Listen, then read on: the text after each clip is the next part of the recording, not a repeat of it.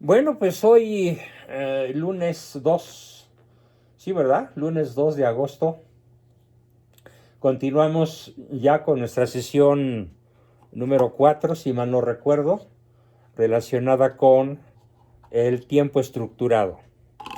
Y bueno, pues revisamos. Es día primero, es día primero, profesor. ¿Es día 1? Sí, ¿Seguro que es día 1? Ah, bueno. Ah, sí, pues sí, Sí, ayer fue día de San Ignacio, ¿verdad? claro. Sí, día 31. Bueno, pues este asunto malhadado de los ataques sufridos por ahí, que ya todo el mundo conoce, me hizo perder mi tiempo de agenda de una manera tremenda. Así que pues el buen juez por su casa empieza y yo también estoy retomando a escala práctica mi propia agenda, que quedó hecha añicos. Bueno, un desbarajuste sensacional fue lo que sí lograron estos señores con sus calumnias, ¿no? Entonces apenas estoy rehaciendo mi agenda y bueno, está tan reborujada y tan alrevesada que se me había pasado que es día primero y día de la divina providencia. Así que oremos para que se extienda a cada momento. Muy bien, estamos con el asunto del tiempo y revisando mi propia bibliografía, es decir, la que yo he producido sobre este tema tan importante, encontré, para mi propia sorpresa, en mi libro de Solo quien se siente amado puede ser educado, encontré un capítulo. Claro, yo recordaba que lo había escrito, por eso lo busqué, pero al leerlo, eh, ayer domingo y hoy lunes, en vista de la sesión que estoy desarrollando con ustedes en este momento, encontré algunos párrafos y algunos conceptos muy importantes, extremadamente importantes, para soportar con mayor solidez la enorme importancia que tiene la agenda con tiempo estructurado. Y hay un autor, ese mero. No, ese no es el libro, es el azul. Sí, ese es el libro rojo, el de las virtudes. En el que estoy basándome es el libro azul, el de solo quien se siente amado puede ser educado. El capítulo completito de este tema se los voy a enviar a todos. Si a alguien no le llega, a más tardar mañana por la tarde, es ese, el que nos está enseñando Maru. Ese mero, ahí.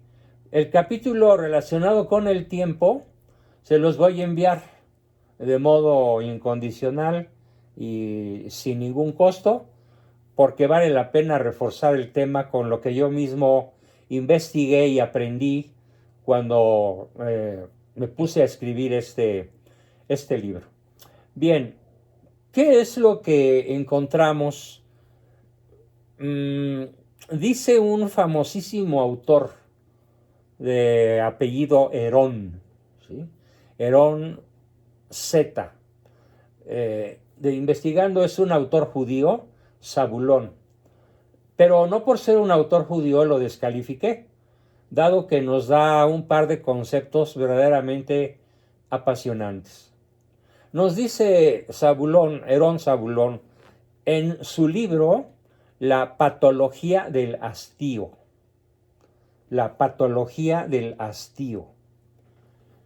La condición humana transcurre fatalmente bajo al arco primordial de la temporalidad. O sea, somos seres temporales mientras estamos vivos en este planeta. Los extremos de ese arco, ¿sí?, se desvanecen en un futuro remoto y desconocido y un pasado antiguo casi olvidado. Somos una existencia compuesta de asombro y sufrimiento. El llanto del recién nacido refleja a la vez la sorpresa y el dolor de nacer. Somos conscientes de las dolorosas necesidades del bebé, pero también presenciamos su curiosidad inagotable, su fascinación con cada cosa nueva, con cada nuevo momento. Qué envidia el que en cierta forma pudiéramos conservar a lo largo de toda nuestra vida esa capacidad de asombro, que es probablemente la característica psicológica más importante de los niños. Su capacidad de asombro.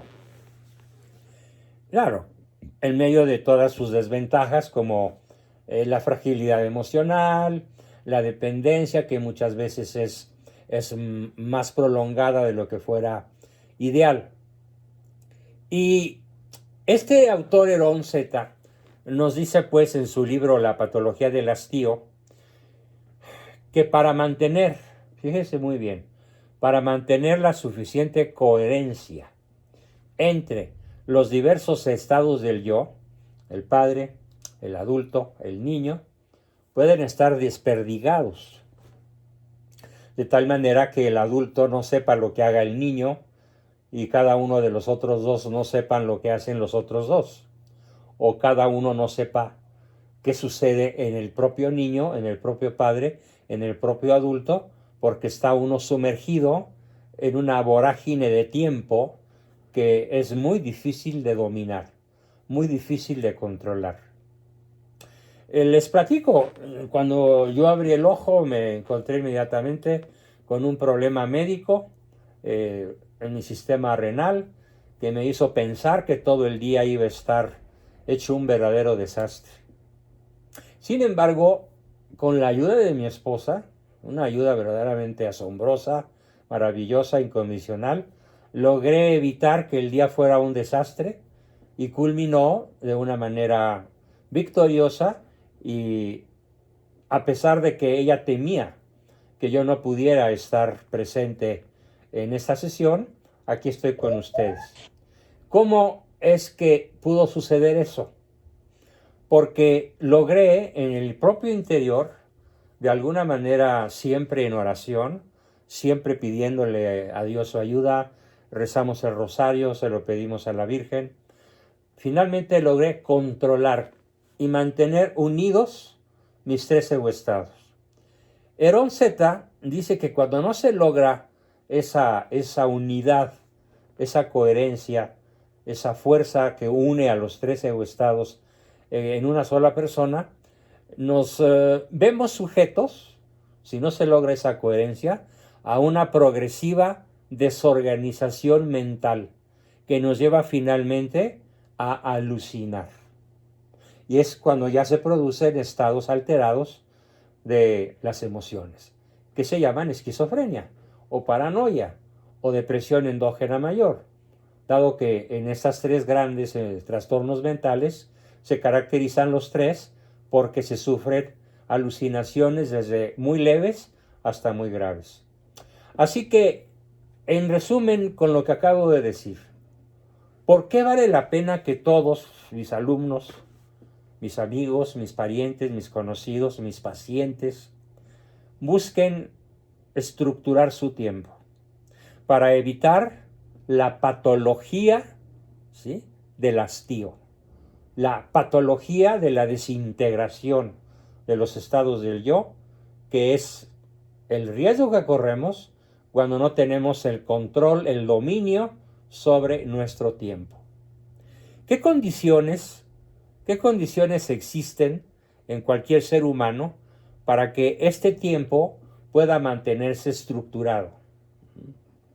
Les pongo un ejemplo sobre lo que es una estructura.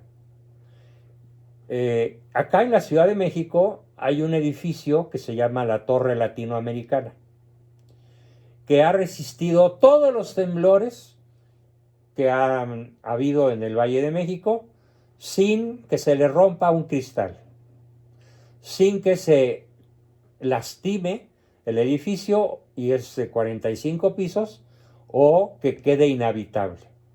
Mientras que a su alrededor se han destruido, se han derrumbado multitud de construcciones, nuevas y antiguas, este edificio permanece enhiesto, permanece de pie y funcional.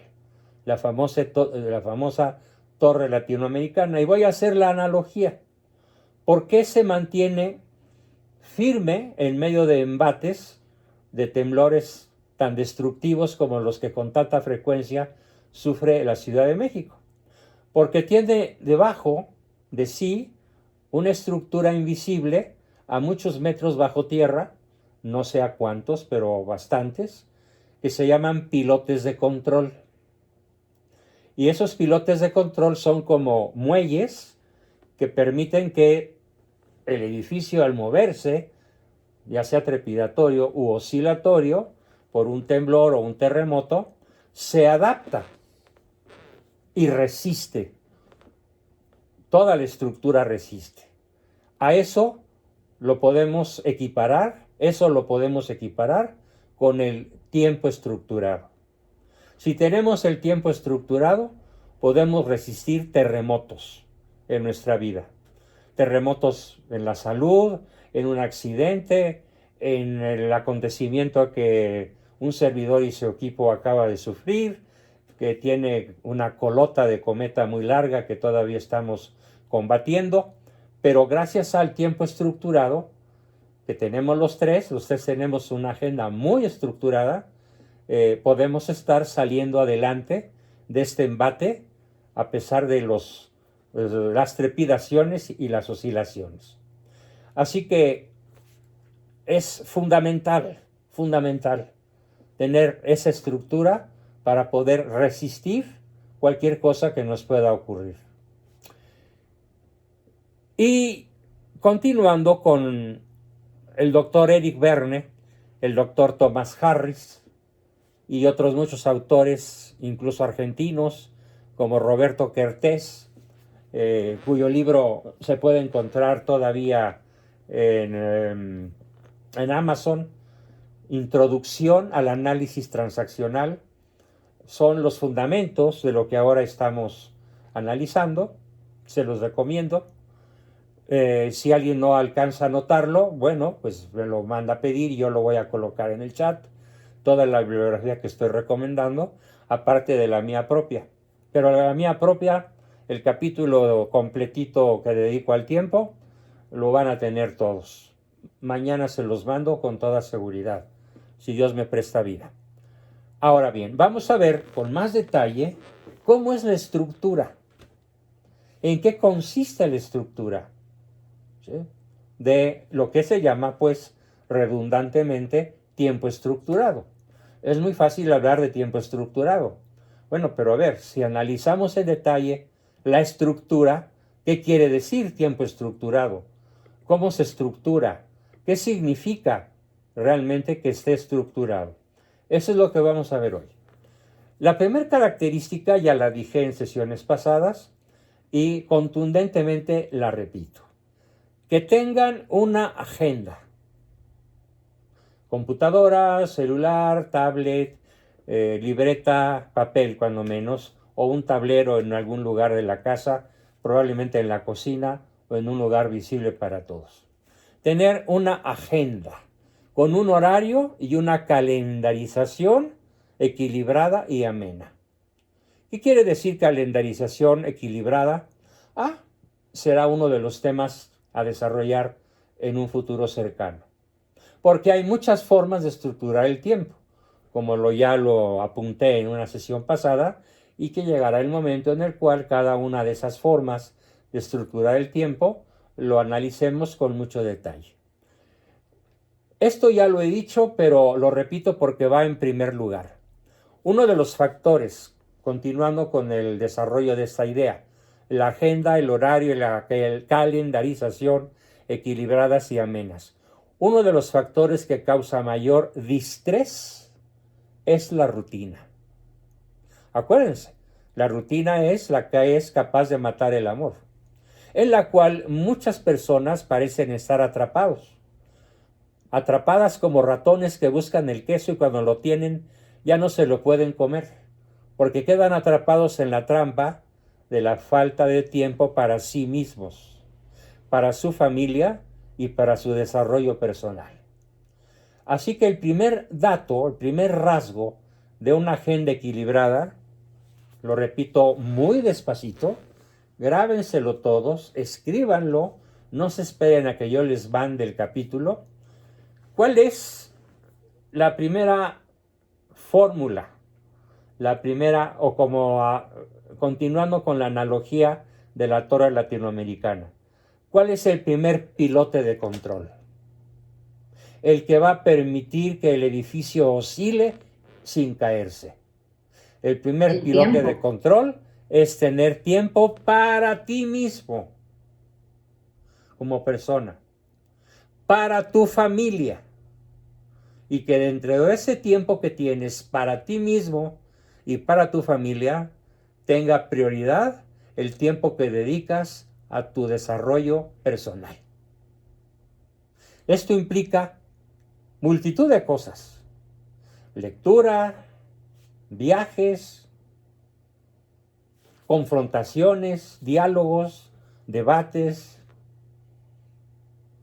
Implica la asistencia analítica a los eventos de nuestra propia religión, porque una religión católica bien vivida, o una religión, la que alguno de ustedes pudiera tener que no fuese católica, coherentemente vivida, pero que contribuye al desarrollo personal y que finalmente te va a llevar a toparte con la verdad, que es el primer pilote de control. Que tengas tiempo para ti mismo, para tu familia, pero dentro de ese tiempo para tu desarrollo personal y obviamente para el desarrollo de tu familia. Desarrollo quiere decir crecimiento, quiere decir ser mejor mañana que hoy y hoy mejor que ayer, aunque sea en términos milimétricos, poquito a poco. ¿Tenemos ese tiempo? Sería la primer gran pregunta que tenemos que hacernos, que conviene hacernos todos nosotros. Es el primer pilote. El segundo pilote, porque son muchos, o no muchos, son varios.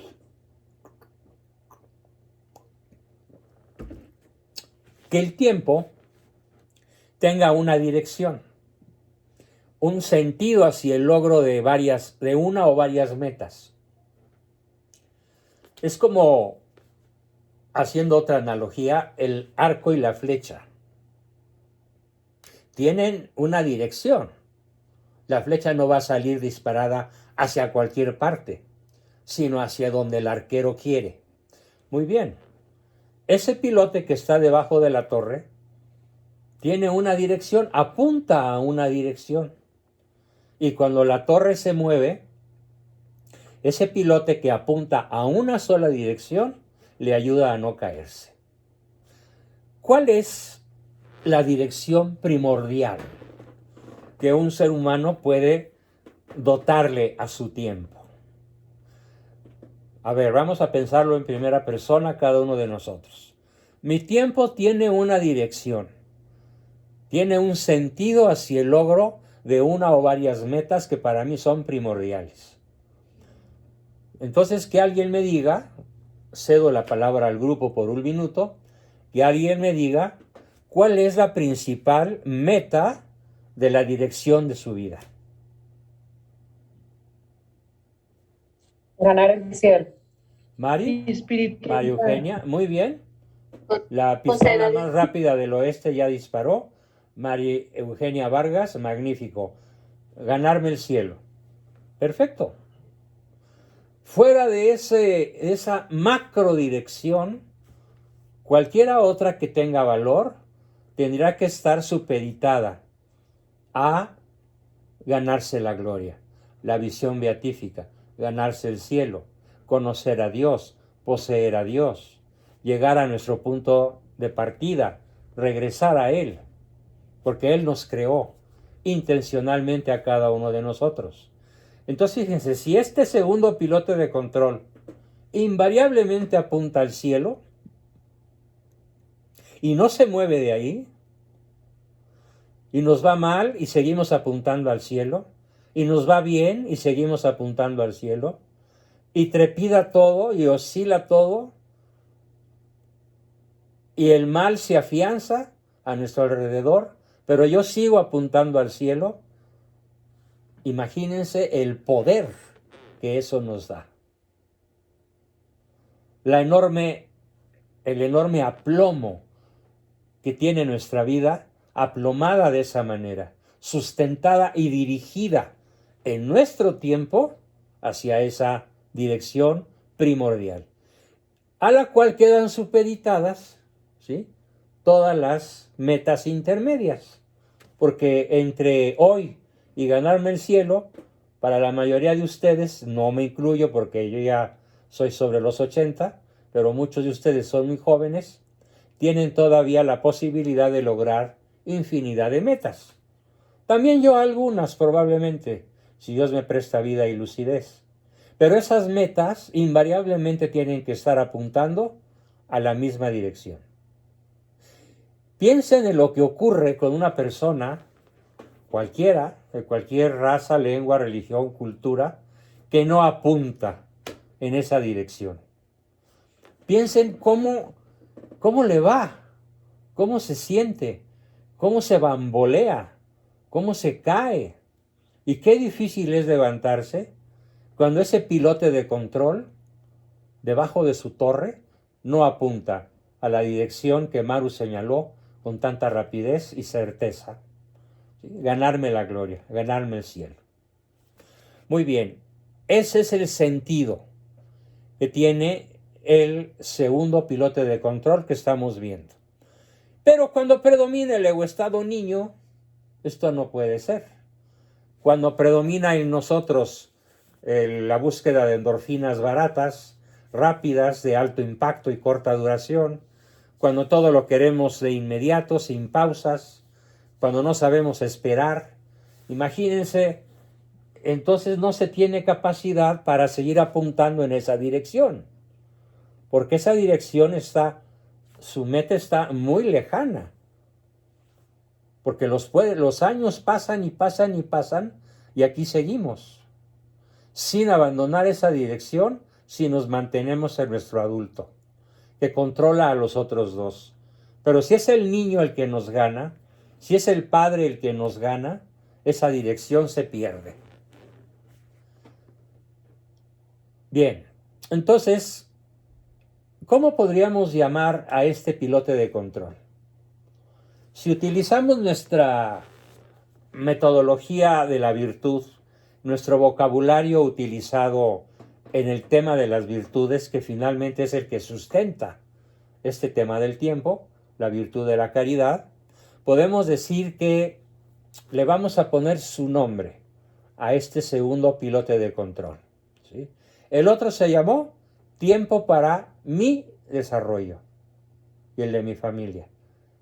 Tiempo de desarrollo o solo desarrollo. A este lo vamos a llamar el pilote de la longanimidad. ¿Qué significa el término longanimidad? Como su nombre lo indica, longa significa largo, animidad, ánimo. Entonces, ¿cuánto dura la longanimidad? Pues la longanimidad como virtud dura todo el tiempo necesario para esperar y trabajar y volver a trabajar y volver a empezar y volver a esperar y volver a apuntar en esa sola dirección sin perder de vista jamás, con ánimo longánime, en actitud longánime, que nuestra meta es esa, ganarnos el cielo. Con este piloto de control, todo está controlado. Nada se mueve hasta desbaratarse o hasta caerse. Hay veces como esta semana brutal que acabamos de sufrir, mis compañeros y yo, que parecía que todo se desvanecía, que perdíamos el trabajo, la buena fama, la influencia sobre la gente, pero como lo dijimos en nuestra entrevista grabada el jueves de la semana pasada, nuestra meta es ganarnos el cielo. Nuestra meta no es tanto denunciar al adversario, cuanto denunciar el mal que se hace para que otras personas no se ganen el cielo. Por esa razón, pudimos mantenernos ecuánimes en medio de la tempestad, porque nuestra inteligencia y nuestra intencionalidad, con ánimo longánime, con longanimidad, apunta hacia la gloria. Es fundamental. Si perdemos este enfoque, la torre se puede caer. O cuando menos se puede bambolear tanto que algunos pisos queden inhabilitados, o cuando menos toda la cristalería va a salir volando por hacia la calle. El tercer pilote de control. Ya vimos los dos primeros, vamos al tercero. Que el tiempo tenga un significado existencial. ¿Esto qué significa? Bueno, hago una breve introducción al significado de este formidable tercer pilote de control. Algo que produce estados depresivos intensos, fíjense, algo que produce estados depresivos intensos por falta de endorfinas entusiásticas. ¿Qué es una endorfina entusiástica? Una endorfina entusiástica es un tipo de endorfina que nos genera entusiasmo. Cuando esta endorfina no se produce, cuando no hay entusiasmo por el desarrollo, entusiasmo en la longanimidad, se produce lo que los ingleses llaman spleen. El spleen. ¿Sí? Los argentinos lo llaman fiaca. Los franceses anxiété. Y los mexicanos le llamamos, imagínense cómo, ¿sí? La hueva del esturión. El caviar, pues. Y cuando el tiempo pasa sin contenidos significantes, las defensas y la salud pueden desplomarse, al igual que el tono muscular, y es cuando decimos, estoy cansado de no hacer nada. Es como cuando después de unas largas vacaciones ociosas no podemos reinsertarnos en una rutina de trabajo carente de significado existencial. Así que si nuestro trabajo no le da un sentido a nuestra existencia, el riesgo que corremos de la ansiedad, el spleen, la fiaca y el caviar es muy grave, muy próximo. La catástrofe estaría muy cercana a nosotros si nuestro tiempo carece de un sentido existencial.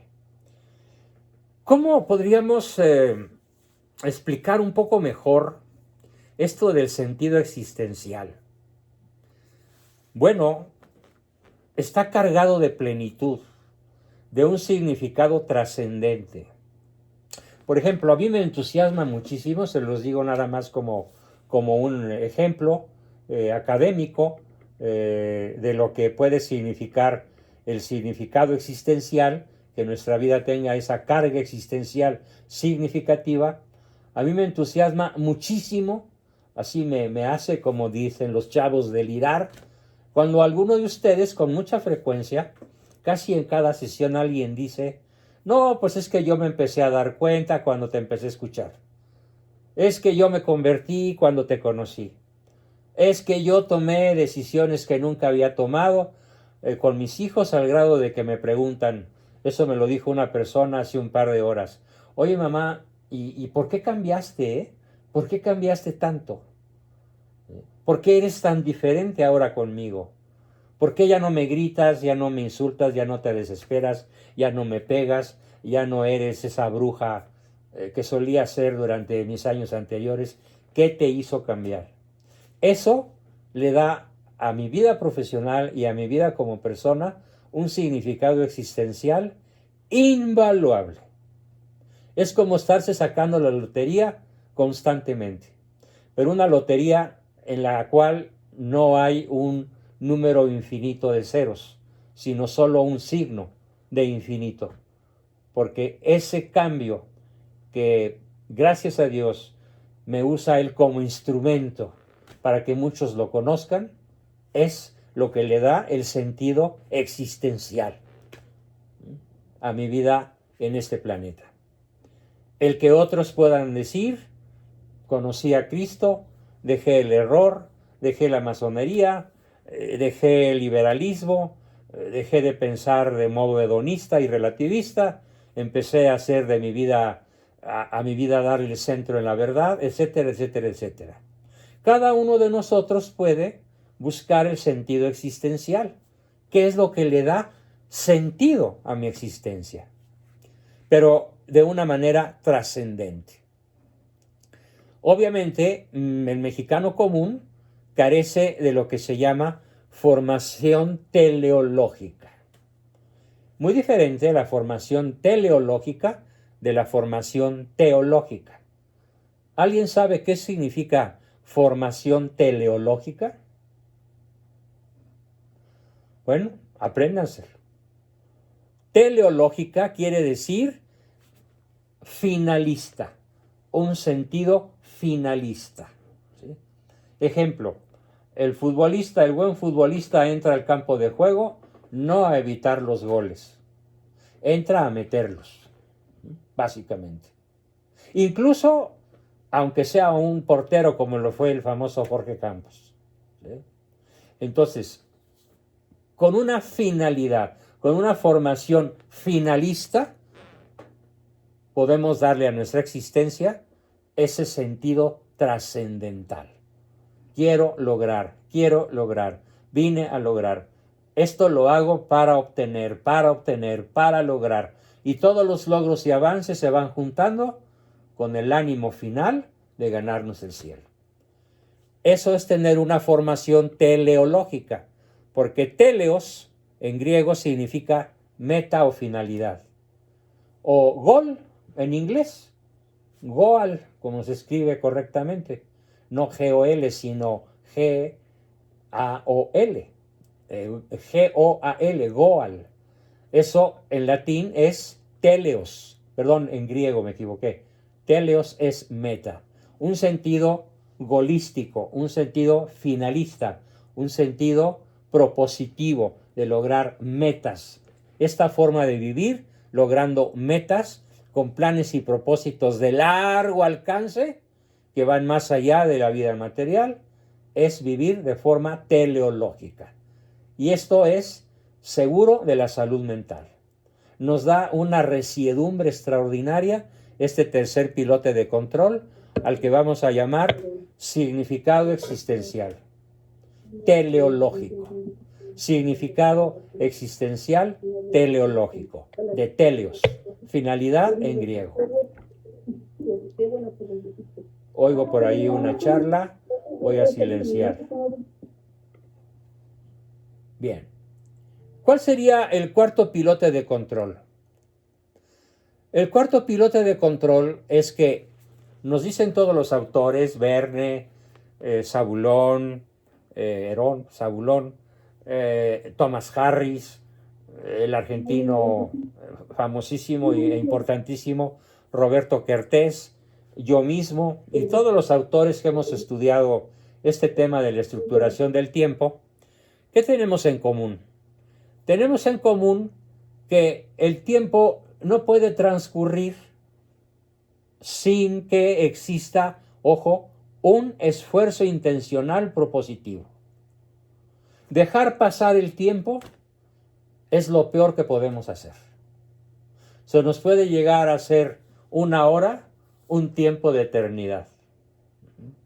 ¿Por qué? Porque falta el esfuerzo intencional. Este cuarto pilote de control así se va a llamar.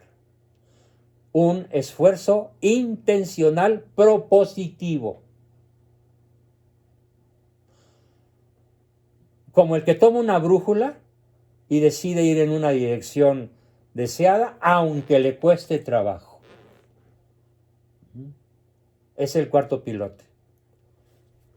Y este esfuerzo intencional debe ser visto como aquello que le da a las cosas buenas su nivel de impacto en la salud, la alegría, el amor, el desarrollo propio y de quienes amamos. Este tipo de tiempo es llamado, pues, tiempo de agenda y supone las 4 cosas. Las digo rapidísimas las 4. Primero, la agenda con horario y calendarización equilibrado y amenos. Segunda, el tiempo con un significado existencial. Tercero, el tiempo con un esfuerzo intencional propositivo. Siguiente y último pilote de control, que exista un equilibrio entre las diversas formas de estructurar el tiempo. No puede haber demasiado tiempo de ocio, demasiado tiempo de intimidad, demasiado tiempo de trabajo, demasiado tiempo de ceremoniales, demasiado tiempo de diversiones. No, tiene que haber un equilibrio entre estas diferentes formas de estructurar el tiempo. Y bueno, esos son los pilotes de control. El último es el equilibrio entre las diversas formas de estructuración.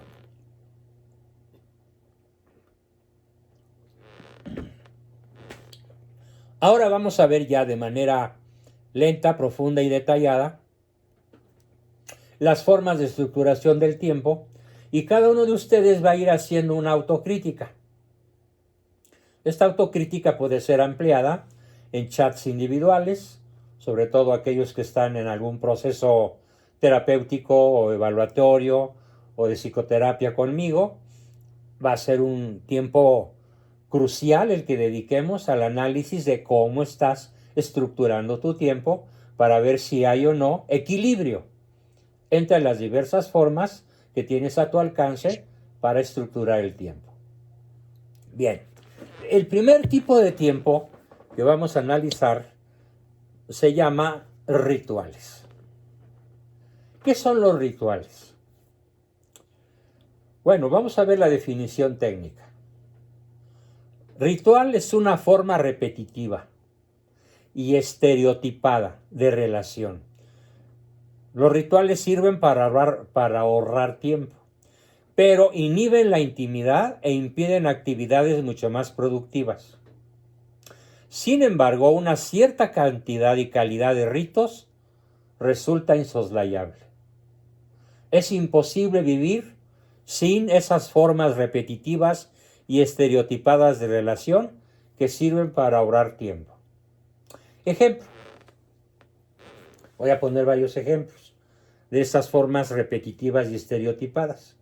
Cuando tú llegas a tu lugar de trabajo y en el lugar de trabajo hay 10, 5, 3, 50, 100 compañeros o personas, ¿sí?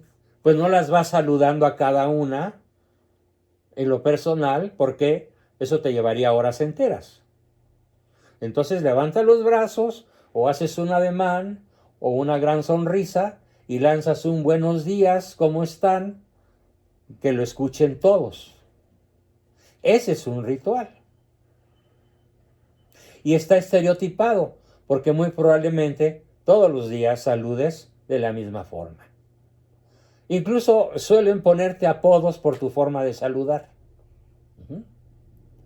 O pueden decir, ya llegó fulano, porque nada más batió palmas y dijo, ya llegó por quien lloraban.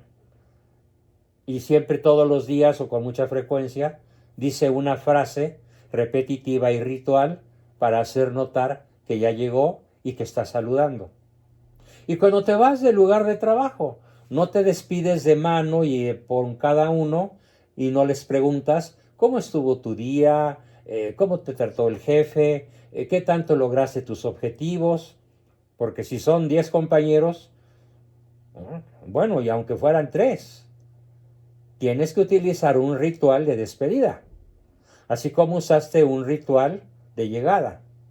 Y luego hay rituales a lo largo del día. La hora del café, en donde todo el mundo se levanta, ya sea en masa o uno por uno o de dos en dos, y ahí en el cafecito intercambian, ¿y qué tal? ¿Cómo estás? ¿Cómo te ha ido? ¿Qué onda? ¿Cómo estuvo tu domingo futbolero? ¿Qué sé yo? Y siempre las preguntas son parecidas. Todo eso son rituales. ¿Y por qué decimos que sirven para ahorrar tiempo? Bueno, pues porque ese mismo saludo, ritual y estereotipado, no lo puedes hacer uno por uno. Pero ojo, es muy diferente cuando te vas de tu familia, cuando te despides de tu esposa, cuando te despides de tus hijos, o cuando regresas a tu hogar y saludas a tu esposa y saludas a tus hijos. Ojo, allí no se valen los rituales. No se vale. No se vale que ahorres tiempo. De tal manera que no se vale que llegues y digas, ya llegué, préndeme la tele. tráeme mis pantuflas, quiero mi café. Y todos los días vas a decir lo mismo. ¿Por qué? Porque es un ritual estereotipado. Y es una forma repetitiva de relacionarte con tu esposa. Tache, pésimo, detestable. Que todos los días la saludes de la misma forma, le pidas las mismas cosas y rara vez le ofrezcas algo. Eso es la parte oscura, la parte negativa del ritual. Que lo podemos utilizar adecuadamente con compañeros de trabajo y en general con la sociedad, pero no lo puedes utilizar primordialmente con tu cónyuge, con tus hijos. Tu saludo no puede ser estereotipado, ni al irte ni al regresar. Claro, hay ciertos rituales como el beso en el cachete, o en la frente, o el abrazo. Los rituales siempre van a ser insoslayables, pero no pueden ser en tu vida familiar las formas predominantes de relacionarte. De hecho, aquí en el grupo, y los que me lo han dicho se van a sentir aludidos, sin que yo los balconee, me han dicho en muchas ocasiones, la única relación que tengo con mi esposo es cuando llega y me pide cosas y se las tengo que dar porque si no se enoja. Y me doy cuenta de que ya se fue con el portazo que da cuando se va. Y me doy cuenta de que ya va regresando cuando oigo que está entrando el auto a la cochera. Pero fuera de eso, no tenemos ninguna relación.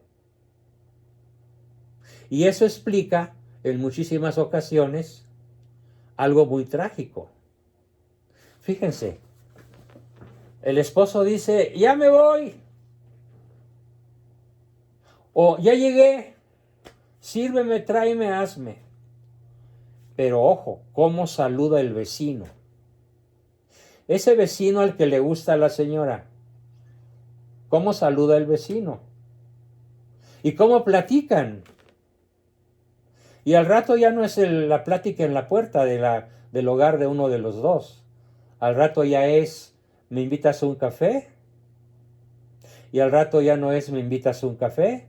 Sino vámonos al hotel. Y al rato se establece una relación adúltera. ¿Por qué? Una relación extraconyugal porque no hay relación con el cónyuge propio legítimo. ¿Qué suplantó? ¿Qué abrió la puerta al adulterio? Al amor de 5 a 7, a ese vicio de tu piel, como decía el Pirulí al que mataron por andar de picos pardos. ¿Sí? Ese vicio de tu piel, soy lo prohibido. ¿Por qué ocurre todo eso? En infinidad de ocasiones. Porque la relación conyugal se fundamenta en rituales. Y la relación con el vecino se fundamenta en intimidad. Con el vecino sí entras en intimidad.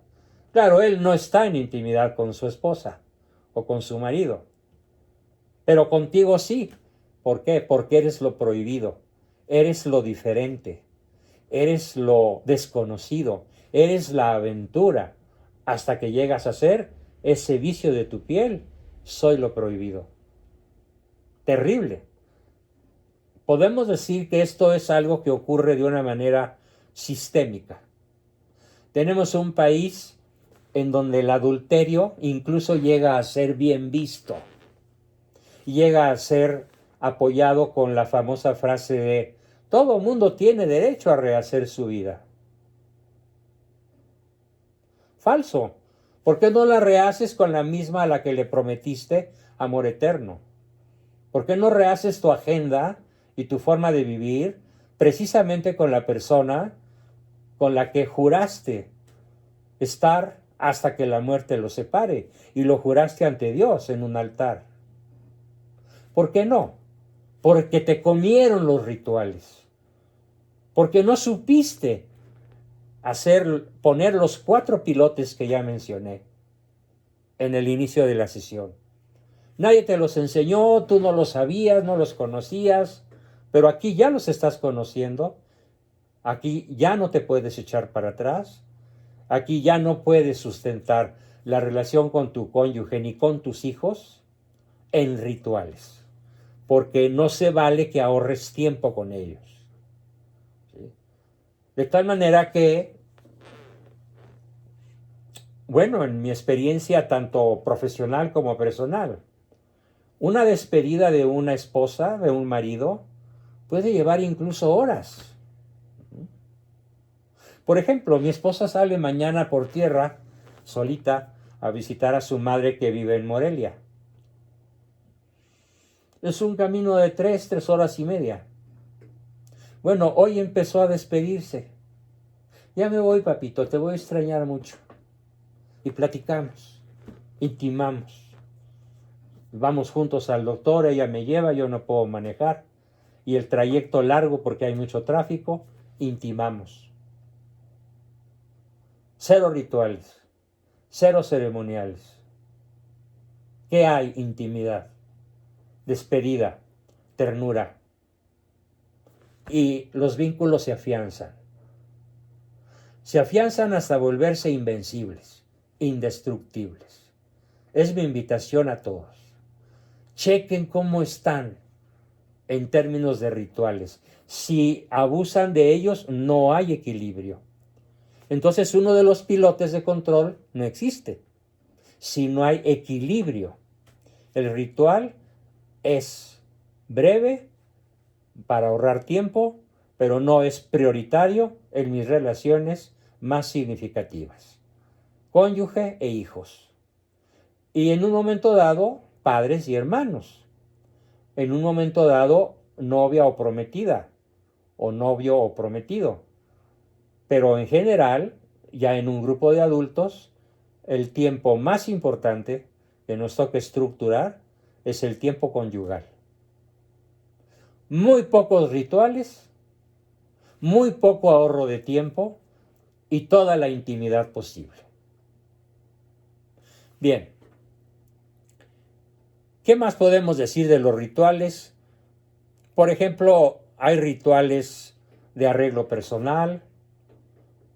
Es una maldición el que hoy tenemos que una persona del sexo masculino se lleva 2 horas en bañarse, peinarse, maquillarse, ya se usa el maquillaje entre los metrosexuales, lavarse los dientes. Conozco una chica que ahora ya nada más gasta 35 minutos en su lavado de dientes, qué bueno, pero llegó a tener hasta 2 horas para eso.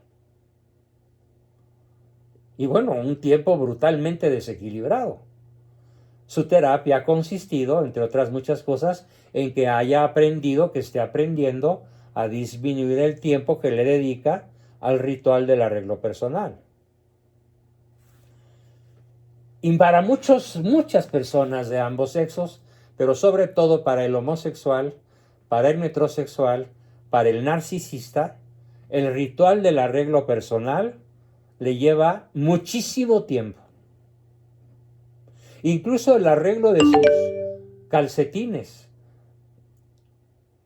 el arreglo de su closet, de sus camisas por colores, por marcas, ¿sí? Bueno, es una inversión de tiempo verdaderamente lamentable el que la mayor parte o el tiempo más significativo de su día se lo lleve su arreglo personal. Cuando en realidad, en una persona equilibrada, el arreglo personal matutino no debería llevar más de 15 minutos. Reloj en mano. Yo me levanto, me baño, me afeito, me visto y en ese lazo transcurrieron entre 14 y 16 minutos. Nunca más. Y entonces eso me sirve para que al regresar a la recámara, abramos el celular, busquemos el Evangelio del día, lo escuchemos juntos, hagamos la reflexión sobre la lectura del Evangelio, hagamos nuestras peticiones, nuestros actos de gratitud al cielo, y ya una vez que se leyó y se reflexionó la homilía y a lo largo del día se busca la forma de aterrizarla, pues ese tiempo se invirtió en intimidad con Dios, pero no en el arreglo personal. ¿Por qué? Porque el narcisismo ahoga las relaciones interpersonales.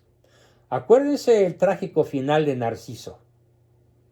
¿Cuál fue el final de Narciso, según la mitología griega? El final de Narciso fue que una vez que vio su imagen y se enamoró de ella, en el espejo de una fuente que no se movía, él metió su manita porque tenía mucha sed y quería llevarse a la boca un sorbo de agua, pero el espejo de la pila se movió y deformó su bellísima imagen. Entonces se mantuvo la expectativa para que el agua se tranquilizara, pudiera él volverse a contemplar y decir, oh, qué bello soy, qué hermoso soy, con mi aretito, mi gasné, mi collar de oro, mi ropa de marca, mi lo que sea, pero sobre todo mi belleza física. Y prefirió seguirse contemplando, pero no saciar su sed. Entonces, ¿de qué se muere el narcisista? Se muere de sed, se muere solo, insatisfecho, deprimido, triste, y es el mejor candidato al suicidio. Es una de las razones por las cuales el suicidio juvenil es un azote que se ha multiplicado en los últimos 10 años el 400% en México. ¿Sí? De niños de 8 años, adolescentes de 15 o de 13, que son narcisistas y que se ven frustrados por alguna situación de la vida al no tener una agenda como la que hemos explicado.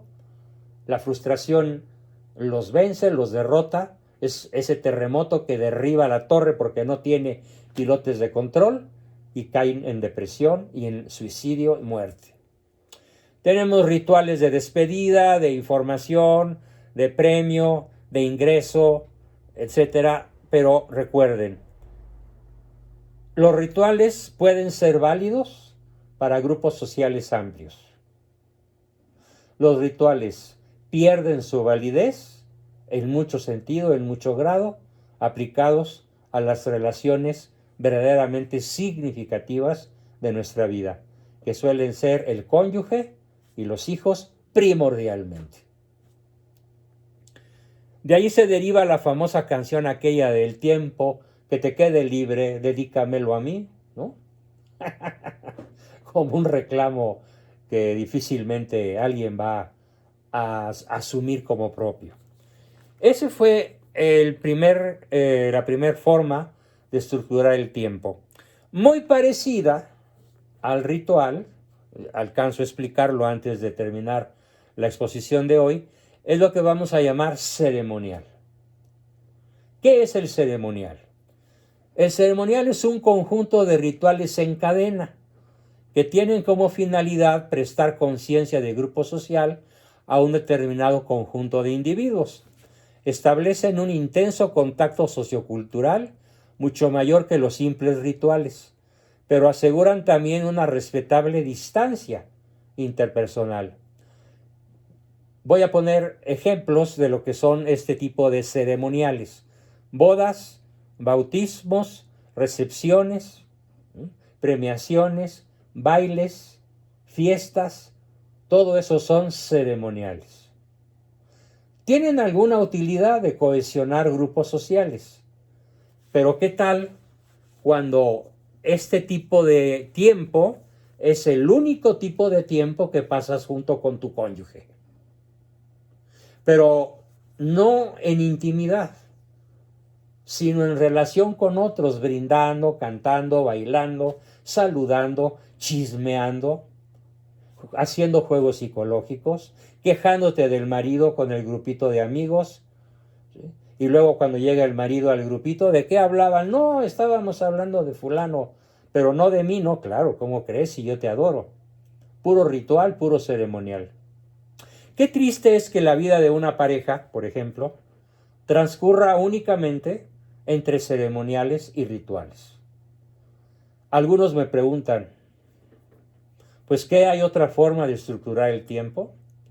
Claro, hay otras 9, que vamos a ir analizando todas ellas, así como hemos analizado en esta sesión estas 2, bueno, los pilotes de control y las 2 primeras formas, que son los rituales y los ceremoniales, sobre los cuales recomiendo una sana autocrítica para buscar su disminución cuando no resultan verdaderamente capaces de crear intimidad entre mi cónyuge y yo. Recuerden una cosa fundamental: solo podemos amar a quien conocemos. Y solo podemos conocer a la persona con la cual intimamos. ¿Qué es el tiempo de intimidad? Bueno, como en las buenas novelas, lo dejamos para próximas sesiones. Por hoy ha sido mi exposición y nos pasamos a la sección de siempre de preguntas, aportaciones, dudas, comentarios y todo lo que gusten decir.